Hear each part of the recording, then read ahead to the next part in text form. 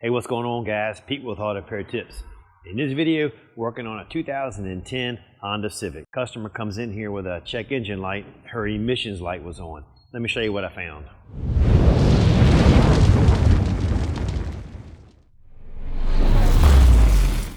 We pulled some codes and had a P0497, and it's saying that that's the evap purge solenoid valve. So I went ahead and pulled the schematics and did a test on it and confirmed it was bad.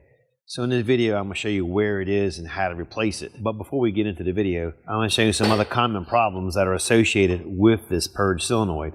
If your engine runs rough, sometimes if your engine doesn't start, noise heard from the engine, your gas cap light is on, and smoke comes from the exhaust. That evap purge solenoid valve can cause all these issues. After I confirmed it was bad, I called the local auto parts store, which is Advanced Auto Parts. That's who I use. They sell a CarQuest brand, and this video is not sponsored by Advanced Auto Parts or CarQuest.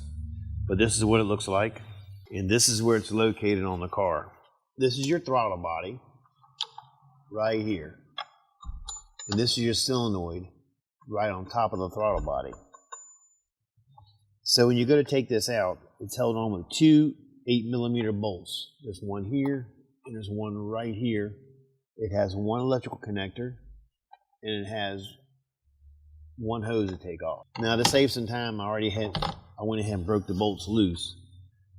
So I'll just take them off with my hands. There's going to be an O-ring on the solenoid. Just make sure that it doesn't stay inside the throttle body. You want to make sure that O-ring comes out.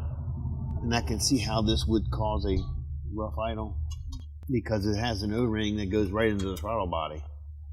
And if you think about it, if it gets a vacuum leak on it, that'll cause a rough idle. Just take your time and keep unscrewing it. You don't want to drop a bolt down there nowhere when you get it out. If it doesn't come right out, just get a little screwdriver, stick it right here, and just pop it out. The reason why I take the sensor out and then take the hose off, so I can just move it in a better position to get that hose clamp off. That's what works for me. May not work for you, but it works for me.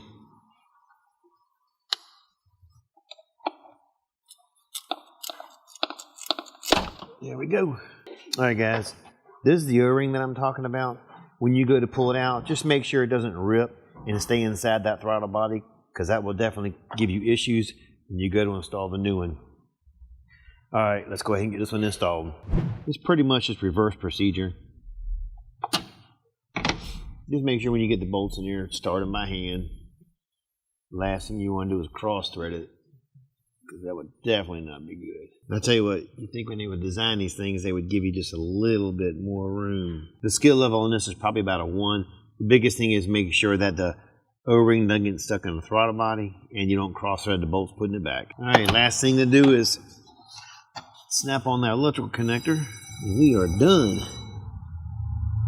Make sure when you push it on, you hear it snap on. All right, guys, that's it for this video. I appreciate you watching. Don't forget to like, subscribe, and leave a comment. Catch you later.